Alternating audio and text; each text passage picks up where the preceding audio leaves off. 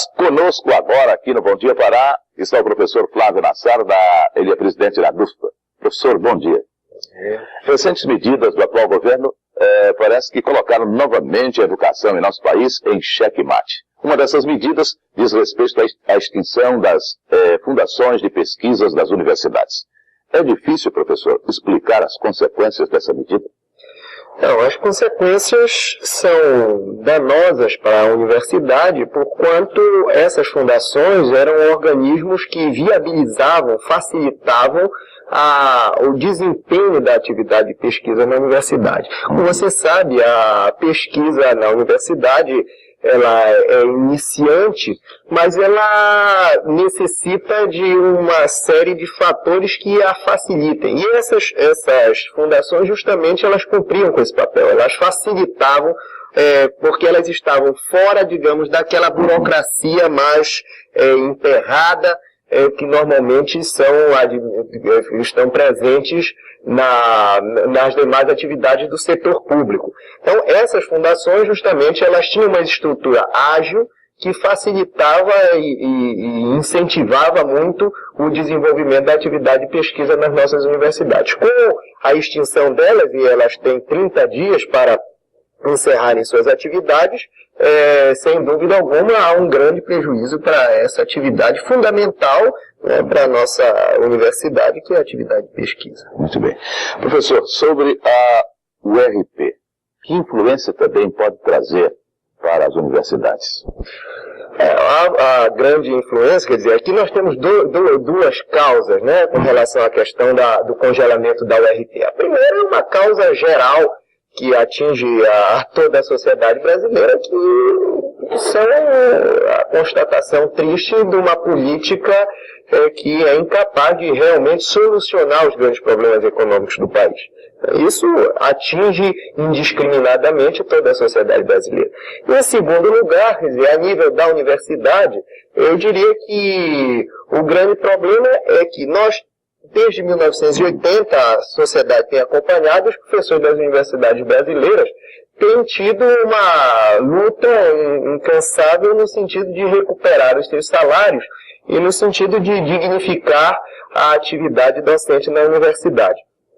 Agora, finalmente, quando havíamos alcançado um nível razoável de salários, com a isonomia conquistada ano passado, com esse corte da URP, praticamente nos ameaça aí 40% com o corte durante os 2 próximos meses. Significa que teremos, sem dúvida, aí 40% do valor dos nossos salários amputados.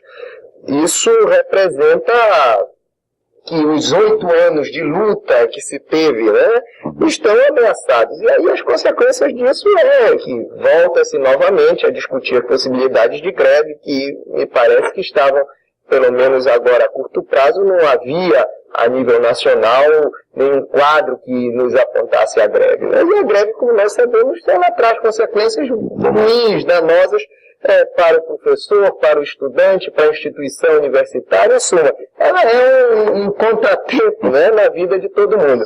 Mas se a persistência desse tipo de política não leva os professores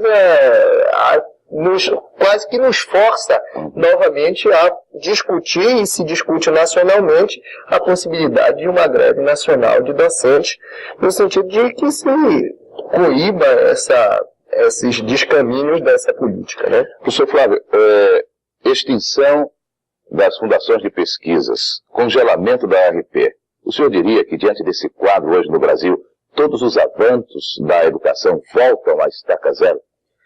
Olha, eu não diria que volta a estaca zero, porque eu acho que nunca a gente volta ao mesmo lugar, né? Pouco, né? Mas que, sem dúvida alguma, como eu lhe falei, nós temos 8 anos de luta pela dignificação do salário docente, quando se atinge um nível que podemos dizer que é razoável, em 2 meses apenas, com essa inflação, nós estamos ameaçados de voltar quase que àquele ponto em que estávamos há algum tempo atrás. Então, nós voltamos, digamos, a uma situação complicada. Ameaças de greve, insatisfação do professor, insatisfação do quadro técnico administrativo, diante dessas dificuldades e a frustração, digamos assim, por quem havia conquistado um outro patamar e que se vê de uma hora para outra regredindo. Professor, essa liberdade vigiada para as escolas particulares, como é que o senhor vê isso?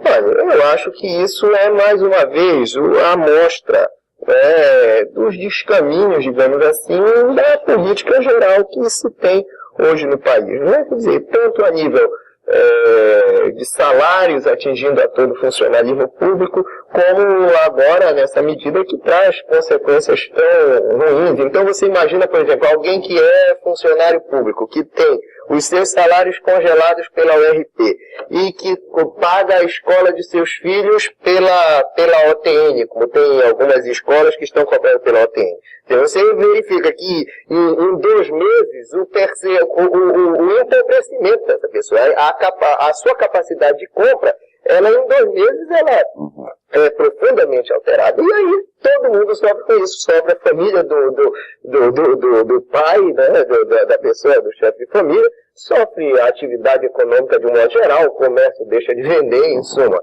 É uma situação que traz muitos malefícios. Professor Flávio, o senhor é a favor ou contra o ensino gratuito nas universidades? Não, eu diria que nós não podemos, evidentemente que as universidades públicas, elas não se pode permitir de forma alguma que elas deixem de ser públicas, né? Nós temos um quadro do ensino superior no país que ainda é deficiente e no qual o setor público tem um papel importante. Sem dúvida, algumas melhores instituições de ensino nesse país são as universidades públicas. Então, nós não podemos jamais aceitar que se regrida. Agora, eu acho também que existe espaço para atividade particular dentro de uma política mais ampla de ensino público, de ensino superior no país. Agora, não é possível regredir, né, ou diminuir o percentual, a participação das universidades públicas, que são, sem dúvida, as mais importantes no país, na produção de pesquisa, na formação, que tem um pessoal melhor formado e assim por diante. Nós não podemos permitir que se diminua a participação, né, e precisamos até incentivar cada vez mais a participação da universidade pública, como tem sido nos grandes países que se desenvolveram, nos países que conseguiram vencer, né, os problemas de subdesenvolvimento. Professor Flávio Nassar, muito obrigado pela sua participação em nosso programa e pelos esclarecimentos prestados aqui no Bom Dia Pará. Obrigado. Nós vamos concluir